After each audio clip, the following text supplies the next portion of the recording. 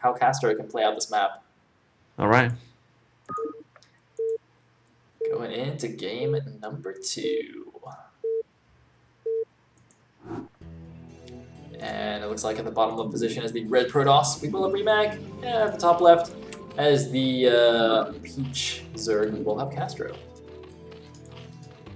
Okay, so interestingly enough, CaStrO is the kind of player who usually when he gets one probe actually not mining at Remax. Oh my god. What? Whoa, that's bad. That's really bad. Wow, well spotted, dude. Oh my god, remag! He's not gonna mine for... What the hell is he looking at? Hello? Hello? Hello? What the... Probu! Probu! I mean, you can imagine how Korean casters would go ape shit when they would see something like this. Dude, it is still there! Remag has 360 APM of microing his probes, and he doesn't realize this one's not mining. Hey, look, I gotta say, if Remag loses this game, I'm pretty sure he's gonna be looking at that probe and he's gonna be saying, dude, it's all your fault. And everybody, like the Zealots, the Dragoons, the Arbiter that's gonna show up is gonna say, the Arbiter is gonna actually say, you know what, I'm not cloaking you. I'm cloaking everybody else, not you. You don't deserve this probe, man. Oh, man. I'm so angry. I'm like spam clicking it, trying to make it mine. You know what happens when you're, for example, playing your normal game. You're playing a normal game, and then suddenly you go to your Nexus because you have like 4 of them, and you see like 3 probes that you haven't been mining, and you're like, oh, what? That probe has been not mining since the beginning of the game. Yep. Okay. Yep. Becker is saying that the probe won the game. Yeah, probably. Oh, it goes to mine! Hey, he fixed it. He fixed it. Good job, Remag. Notice his APM spiked to like 400 before he realized that. He needed the extra 50 APM to check on the probe mining. So anyway, we do have a 12 hatch though from CaStrO, and luckily for him, the probe I believe scouted in the wrong direction first. So he's only now seeing it, and it's too late to really do anything here. He went for the Forge first, obviously, because he didn't know what was happening. So he'll go for Forge Nexus into Cannon. I'm not sure if you can actually go for Forge Nexus Gate Wave. That's probably not safe at this point. He doesn't have enough minerals for that. So, but it shouldn't be too bad. Yeah, I mean, the main problem I think is that he cannot try to do any kind of cannon rushes, because if you made the forge a little bit too early, but you still scout in the right location, you might make a pylon, maybe a few drones will be pulled off. If you see that you might pull it off, you might try it. But in this situation, you're not really getting any benefit from this, so... I'm actually just looking at the mineral layout here. Is it even possible to make one of those, like, behind the mineral cannon walls? I don't think it is it? It is, yeah, it is, actually. Well, how would you put the 2 pylons to block everything, though? In the natural, you would put one where it actually blocks between the two minerals. Like, below the minerals, just in the gaps? No, over them. Is there and then space for a pylon up there? That looks really small. Yeah, it is. There definitely is. Okay. So you could try to... You could maybe even try to put 2 cannons, but... Yeah. I mean, the main problem with this, back in the day when you could pull it off and people didn't know that you can jump your drones, then it was very cool to do that. Nowadays, if the actually sees this coming and he just puts 1 drone there, then it's enough just not to leave space for the actual cannon. So yeah. That's fair enough. Yeah, it's just a little bit more, it's quite a lot more difficult to try it now. Makes sense. We do have 5 Zerglings to the front there. There's only 1 cannon, so a couple of probes are actually coming off to block this. Slightly worried. Of course, the Zerglings could have potentially run along the top side and gone around the back of the Nexus to avoid the cannon, which probably would allow like 3 or 4 of the Zerglings to get in. But with the 2 probes there, not going to happen. So he's going to come back and clean up this probe. Looks like CaStrO's actually gone for the natural as his additional base. We have seen Zergs before, like after they take their back runner only, they get a little bit complacent and take a closer base. But in this case, CaStrO's just going to go for that extra natural as well. And yeah, but he's actually making 4 hatcheries in different locations. So... Oh yeah. 4 hatch before lair. Good times. I mean, he's going lair, which I mean, this is weird because usually when you do something like this, if you don't go for something like Hydras, it's going to be quite difficult for you to defend all locations, drone them, and at the same time have the tech to combat whatever the Protoss is going to make. I'm pretty sure he is going to get a Hydra in here and make some Hydras. He's not just going to wait for the Scourge to deal with Corsair and whatnot. He does have one at the back. It's interesting. I do like the 4-hatch Hydra opening. I prefer the 5-hatch Hydra because it just like seems way more manly, but this is pretty cool too. And it just means with thanks to that, the extra hatchery, he's going to have the extra larva to work with, so a little bit of extra macro. It means a couple of extra drones here and there, which means a couple of extra units later on. So when he actually, I thought it looks like Azilla actually killed a drone in the natural, but was quickly dispatched. But yeah, once he actually switches into that mass Hydra production, he's going to be able to pump out a lot more Hydras than you might normally expect in the PvZ. Yeah, I mean, I'm not sure about basically what remag is doing, because okay, I understand the CaStrO is trying to maybe go a little bit wide in trying to get more bases, but remag, he's trying to get another maybe expansion with that probe at the back of the mineral back, but looks like he might just be building a pylon at the temples to spot. Otherwise, everything looks the same as the last game. He's getting +1. Templar Archives presumably is coming soon. He has the money for that right now, but he's not building it just yet. So it'll be interesting. So pretty much the same thing from remag against a new build from CaStrO. Although still no Hydras. Okay, there it is. There's the Archives, and there are the Hydras. The thing that kind of I'm wondering about is that he made a decent amount of gateways relatively early on, but he didn't get the speed. Yeah. And that seems weird, because usually if you go for this kind of style where you're not going to get the speed, you usually want to go for tech units, maybe High Templars, maybe DTs. But getting the gateways and not building from them and at the same time not getting speed, I'm not sure. That's actually an extra a very good point. If you look at the gateways, all 4 gateways right now are completely idle, and he's making more gateways. So, as you said, it doesn't make that much sense. He could potentially actually make 4 High Templar now. No, but then he has to research Storm first. I would have actually done the order. Oh no, there we go. There are the High Templars. So he made 3 High Templars and a Dark Templar all at once, spending all his money. But yeah, the gateways were idle for quite a while there, so it's not the most efficient ordering of the buildings, as you said. But I mean, he is building now, and I mean, he spent his money, so it's not the end of the world, I suppose. And he is now also going to get a good scout off on what's going on here. We do see the Lurker research already on the way, pretty much at the same time as the Spire is built. The reason I think this is very weird is because you usually want to make a few speed lots if you want to put some pressure, but if you're actually going to wait this long until you have your army going out, you want to get that back mineral line. You don't want to put it off while you're still waiting and not doing anything, because that means that your attack is going to be slightly more powerful, but if that attack doesn't work, you're dead, because you're not going to have the economy and you're not going to have the timing to push out. So I don't know. It's probably a case that he just had this build prepared and didn't really adapt to Medusa and the fact that you have this extra base. Like you said, he's just sort of doing his standard thing. It's possible. It is possible. I mean, I don't know, because the main. Dude.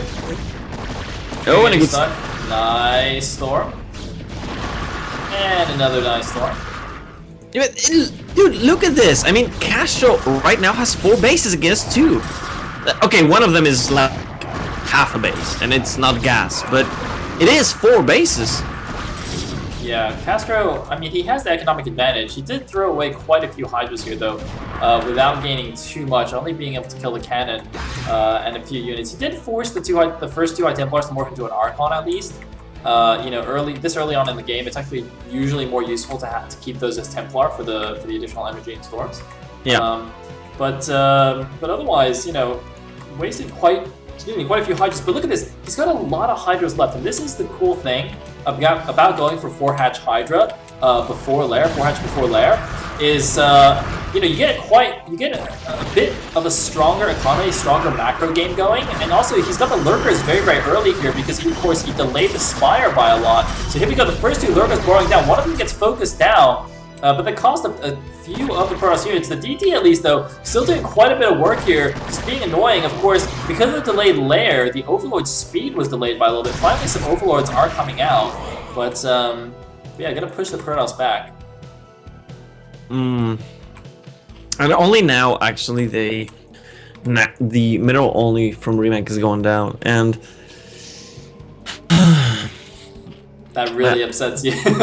Yeah, I mean, because the main problem with this that I see is if you want to go for this kind of passive style, I think Corsair Reaver is much better of a style for this map because you do get that mineral only free, and then the next base that you want to take is relatively close, so you can go to the middle and quite defend it. But if you're going to be playing this kind of style, if it's Bakary mentioned that this was a 2-base attack. Okay, I can understand that, but in a 2-base attack, you have to put some pressure before you make the attack. You can't just wait for the timing, because the Zerg is going to see that. Oh man, a big storm in the middle of the map though. Looks like CaStrO wasn't really paying attention, but gonna get pushed away by the Lurker. A big Sunken Lurker score defense here at the right side. This is actually really crucial. Because you see pretty much all, wow, a bunch of Sunkens being made at the natural as well. I was going to say, there's 3 hatcheries providing units here to this natural, so you can get quite a bit of reinforcements here, whereas at this right side, he's got to be a little bit more careful. It's quite a far ground path. You can see the Protoss army is basically cutting off the ground path between these 2 bases very, very easily by just camping in the middle of the map. So it's more important that these defenses are here, and it's going to be pretty much impossible for now for the Protoss to break through here. And this means that he basically gets an extra base and a half for free. You can see he's taking the main here now, and he gets the bonus mineral only for free. So CaStrO really doing a good job playing the map so far. Oh, and oh my flash. I mean, there's another problem. There's no observers at all. What the? So, I mean, you can't do anything with that massive army that remag has been making for such a long time, and he really wants to be aggressive with it because it's still a relatively low economy for it's 42 probes on 3 bases. Now remag is going to be trying to get another base, but bear in mind that all the time that all these units are standing there and they're not doing anything, CaStrO can take, as you mentioned, another 1.5 bases. Yeah, indeed. Looks like finally the first observer is out and going to get the army through here. Looks like he's actually going to attack the temples, but he only has 1 Archon to splash that down, so it's not realistically going to kill this anytime in the near future. You can see how little damage this Archon is doing to his building. And in the meantime, we actually have drop being researched by the Zerg player, which means this 9 o'clock base could actually be extremely vulnerable to some big drops, although he is spamming quite a few cannons here as well, and building a pylon wall in front, which is pretty cute. But yeah, as you said, it's now, you know, it's really, the pressure is on remag to actually do something, because the Zerg is splitting the map, basically taking 2/3 of it for himself, which even if you go to the late game where remag is very happy to play, he's just going to be at such a huge resource disadvantage. Actually, this Archon killed us surprisingly fast. Yeah, the only thing that I really don't like about CaStrO is that he's still not doing Hive, and he did have a lot of time to do that. Oh my god, the temples actually are down already. Huh, that's interesting. Now, Scourge are going to spot this. There are a couple of Sunkens already at the back here. Where's the main army? This is actually really interesting because CaStrO invested so much money in all these static defenses, and remag just completely bypassed this. I actually thought the Archon would take way longer. Maybe CaStrO thought that as well. That got taken down surprisingly fast from just the 1 Archon attacking it. And here we go, big attack in the back. He's actually going to have Hydrogen and potentially the Spire as well here. Very, very interesting attack from remag. There is the drop tech actually revealed. A couple of lurkers were supposed to go and drop the Protoss, but they're having to be used for the defense. Overlord suiciding in a perfect storm area here for the Protoss. Ooh. And CaStrO might get taken down. CaStrO is actually supply blocked again. Oh, that doesn't look good. And a storm drop at the other side of the map, actually. Oh god, big storm drop. Nice multitasking from remag. There's actually more drones were just transferred there, so if he just waits there and drops again, he could get another big storm there. But look at this. The Spire's also fallen, some critical tech down. The main minerals cannot mine, and there's also some pretty important tech here as well. He could stop the upgrades if he makes it down here into the main base. We will have to see. Scourge finally made here at the right side, so not going to be able to storm that again. But remag doing a really good job here. I have to say though that looks really, really awesome, but at the same time, look at the population. I mean, remag is up in supply, but not massively. And if you consider the army style, it's Dragoons, 1 High Templar, basically 1 Archon. So as long as there is enough army for CaStrO to keep funneling that small ramp, which might be possible with those lurkers. Oh god. Oh man, you know what I'm thinking about, right? Remag might sacrifice pretty much everything in there. Wait, there's no observer here. Oh no, there they are. They're on the left. Oh man, the Scourge actually flew in to try and snipe these off so that the lurkers would kill everything. But they were actually in a bit of an off location from the rest of the army. But still, the lurkers doing massive damage to this army as it tries to break down the ramp. It looks like it finally does break down, but at a pretty huge cost. A few more units coming in here, and they are getting a bit confused here as they try and get down the ramp. But they are making it down. Meanwhile, CaStrO just taking another base here. He's like, all right, whatever. I'm losing my main base. I'll just expand elsewhere. I think he might have even canceled these upgrades. There's no way those finish in time, actually. Is there? There's no units for me to click. Oh, wait. I'm not actually not sure what upgrades were in those. CaStrO is actually up in upgrades. Yeah, he is that. Wait, 2-1 against 2-1. Yeah, well, it's basically even upgrades, which... is interesting. Charles should be ahead. Now it is. I guess the upgrades must have actually just finished in time or something, but I mean the main base is gone. Yeah. The Zerg main base is gone. Is he making arbiters again? He's not. Not yet. I mean, I have to say that CaStrO is still not dead. Like, he still has a fighting chance in this game. It's 100 supply against 130, which... And oh no, he's attacking actually the Sunkens. Now this usually is not a good idea. He has a massive army, but once the Archon is dead, those Dragoons are very squishy against mass Zerglings. Yeah, but the Sunkens though do get taken down very quickly by Dragoons. Dragoons are good against Sunkens, and there's no Zerglings inside, unfortunately. And CaStrO has left the game. You know what? He lost his spawning pool in the main base. I don't know if he even rebuilt that yet. Oh, yeah. He couldn't build Zerglings, I think. I was actually thinking about that because when I saw that he was losing the main, I was thinking, okay, the first thing that you usually would do is rebuild a spawning pool, and if you didn't start the crackling upgrade, you would start that. That's the first thing that you would do. Yeah. But maybe he didn't realize that. Yeah. I mean, I don't have any other explanation because he wasn't supply blocked, but he wasn't using his larva either. He wasn't making like the panic Zerglings. So maybe he did remake it, but he didn't remake it in time, and it was still building or something. Damn. remag taking a very easy 2-0 over CaStrO there. A bit surprising to me, but very well played by remag. And that means we will move on to the next series, which is going to be... Oh, yeah. Go ahead.